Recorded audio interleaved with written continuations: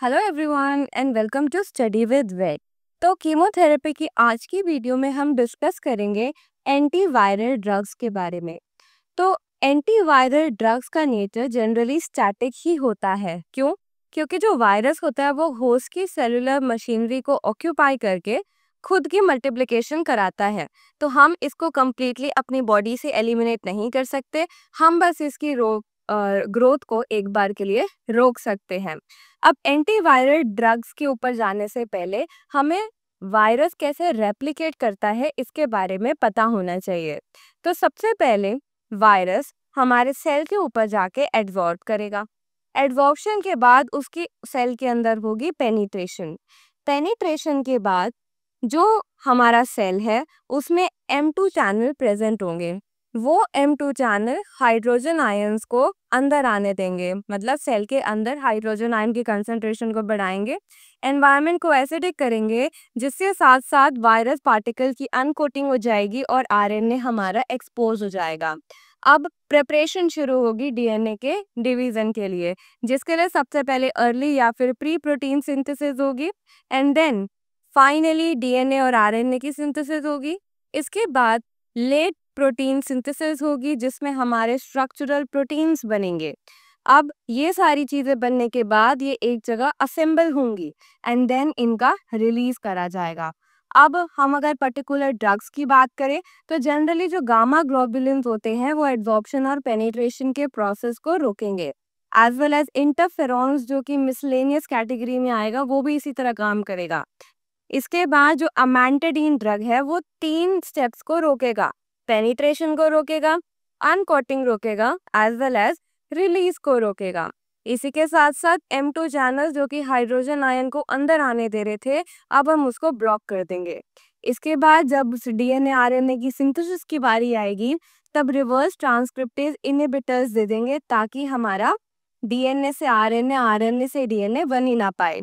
Then हम कोई भी स्टेप अर्ली प्रोटीन सिंथेसिस के अगेंस्ट नहीं लेते हैं। लेट प्रोटीन सिंथेसिस जब होता है तब इतना बड़ा प्रोटीन बन के खड़ा हो जाता है, बट ये तो हमारे कोई काम का नहीं है। इसको छोटे छोटे पार्टिकल्स या फिर यूजेबल फॉर्म में कन्वर्ट करता है प्रोटीएज एंजाइम। अब ये जो प्रोटीएज एंजाइम है हम इनको इनहिबिट कर देंगे तो हमारी एंटीवायरल प्रॉपर्टी आ जाएगी। इसके बाद असेंबली में रिफैम्पिन हम देंगे, एज वेल एज जब हम इसको रिलीज कराना होगा तो न्यूरामिनिडेज जो इसके लिए रिस्पॉन्सिबल है उसको हम इनहिबिट कर देंगे। ठीक है, तो वो रिलीज नहीं हो पाएगा। अब अगर मैं पर्टिकुलर ड्रग्स के बारे में बात करूं तो सबसे पहले जो अटैचमेंट और पेनिट्रेशन को रोकेंगे that is the gamma globulin. वो क्या करेंगे, वायरस के सरफेस पे जो प्रोटीन्स हैं वो उनको न्यूट्रलाइज करेंगे, जिसके लिए वो पेनिट्रेशन करने के लायक ही नहीं बचेगा। इसके बाद we are having Arbidol. Arbidol क्या करेगा, कॉन्टैक्ट में नहीं आने देगा, चाहे वो हमारे सेल की मेम्ब्रेन हो या वायरल का कैप्सिड प्रोटीन हो। जनरली आर्बिडोल हम यूज करते हैं इन्फ्लुएंजा के ट्रीटमेंट में। Then is the pleconaril. Pleconaril 2 तरीके से काम करता है, या तो VP1 प्रोटीन के साथ बाइंड कर जाएगा और फिर उसको न्यूट्रलाइज कर देगा। दूसरा क्या करेगा, आरएनए को एक्सपोज ही नहीं होने देगा। तो in case of rhino virus और पिकोरना वायरस वो VP1 में जाके जुड़ जाता है। वही एंटेरोविरिडी में वो वायरस को एक्सपोज ही नहीं होने देता, आरएनए को एक्सपोज ही नहीं कराएगा। Then is the Maraviroc. Maraviroc is used in the treatment of HIV viruses. HIV viruses में हमारे पास एक कीमोकाइन रिसेप्टर है दैट इज CCR5 रिसेप्टर। हम उसी को ही ब्लॉक कर देंगे तो हम HIV की पैथोजेनेसिटी बिल्कुल खत्म कर देंगे। तो ये हमने पहला स्टेप रोक दिया एडजॉर्प्शन और पेनिट्रेशन का। अब हम अर्ली प्रोटीन के अगेंस्ट तो कुछ कर ही नहीं रहे हैं, सीधा हम आ जाएंगे डीएनए आरएनए की सिंथेसिस के ऊपर। सबसे पहले हम ऐसी ड्रग्स के बारे में पढ़ेंगे कि वायरल का न्यूक्लियर मटेरियल सिंथेसाइज ही ना हो पाए। तो इसमें सबसे पहले आते हैं प्यूरिन एनालॉग्स। प्यूरिन्स में क्या होते हैं, एज प्योर एज गोल्ड। तो AG आता है एडेनिन एंड ग्वानिन। तो सबसे पहले हम ग्वानिन डेरिवेटिव्स की बात करेंगे। तो सबसे पहला है acyclovir. Acyclovir is a purine analogue जिसमें it is a guanosine analogue. Acyclovir body में जाएगा एसिक्लोवीर मोनोफॉस्फेट, एसिक्लोवीर ट्राइफॉस्फेट बनेगा और फिर वो डीएनए में जाके इनकॉर्पोरेट कर जाएगा। जब वो डीएनए में जाके इनकॉर्पोरेट कर गया तब कुछ मात्रा में हमारा अननेचुरल मोनोफॉस्फेट भी बन जाएगा। बट ये जो मोनोफॉस्फेट कंपाउंड है इनकी 3 प्राइम लोकेशन पे हाइड्रोक्सिल ग्रुप एब्सेंट है, तो फिर चेन की वही टर्मिनेशन हो जाएगी, सब खत्म हो जाएगा। टोपो आइसोमरेज के खिलाफ ये एक्ट करेगा, डीएनए पॉलीमरेज को ये ब्लॉक कर देगा, एंजाइम डीएक्टिवेट हो गए, वायरल प्रोटीन्स खराब बन गए और हमारा जनरली हर्पीज वायरस ट्रीट हो गया। Generally एसिक्लोवीर is a safe drug for us. क्यों? क्योंकि ह्यूमन डीएनए की बजाय जो वायरल का डीएनए है उसके लिए इसकी एफिनिटी ज़्यादा है, मतलब मेमेलियन से अच्छी इसकी एफिनिटी वायरल डीएनए के लिए है। नाउ बट एक ड्रॉबैक है, एसिक्लोवीर कैट्स में reversible leukopenia as well as anaemia cause कर देता है। वहीं एसिक्लोवीर का ही डेरिवेटिव मैं बताऊं तो वो है गैंसिक्लोवीर। इन दोनों में डिफरेंस क्या है कि गैंसिक्लोवीर में हाइड्रोक्सी मिथाइल ग्रुप ऐड हो जाता है and generally it is used in the treatment of cytomegalo virus. Now अगर गैंसिक्लोवीर की टॉक्सिसिटी हो जाती है तो वो सीएनएस में इफेक्ट लाएगा as well as myelosuppression cause करेगा। गैंसिक्लोवीर के बाद वी आर हैविंग पेंसिक्लोवीर। जो हमारा एसिक्लोवीर था उसने चेन टर्मिनेशन क्यों करी थी? क्योंकि उसके 3 प्राइम एंड पे हाइड्रोक्सिल ग्रुप था ही नहीं। अब मैं पेंसिक्लोवीर की बात करूं तो उसमें कोई भी टर्मिनेशन नहीं होगी क्योंकि उसमें 3 प्राइम एंड पे हाइड्रोक्सिल ग्रुप प्रेजेंट होगा। Then is the famciclovir. Famciclovir is nothing but a pro drug जो खुद ही कन्वर्ट हो जाएगी किसमें? पेंसिक्लोवीर में। देन हमने गॉनिन एनालॉग्स बहुत पढ़ लिया। अगला आता है एडेनिन एनालॉग जिसमें आता है विडाराबीन। विडारामीन भी सिमिलरली बॉडी में जाके ट्रिपल फॉस्फेट में कन्वर्ट होगा और फिर वो सारे स्टेप को इनहिबिट कर देगा, चाहे वो वायरल के डीएनए सिंथेसिस का हो, चाहे वो न्यूक्लियोटाइड रिडक्टेज का हो, आरएनए पॉलीएडेनाइजेशन का हो या ट्रांसमिथाइलेशन का प्रोसेस हो। विडाराबीन इसको बंद कर देगा।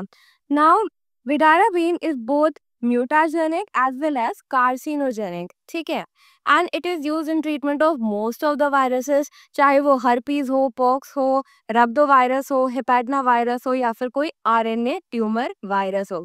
हमने प्यूरिन एनालॉग पढ़े, अब हम पिरिमिडीन एनालॉग पढ़ेंगे। जो पिरिमिडीन एनालॉग्स होते हैं उसमें यूरेसिल, साइटिडीन या फिर हमारा थाइमिडीन आएगा, ठीक है।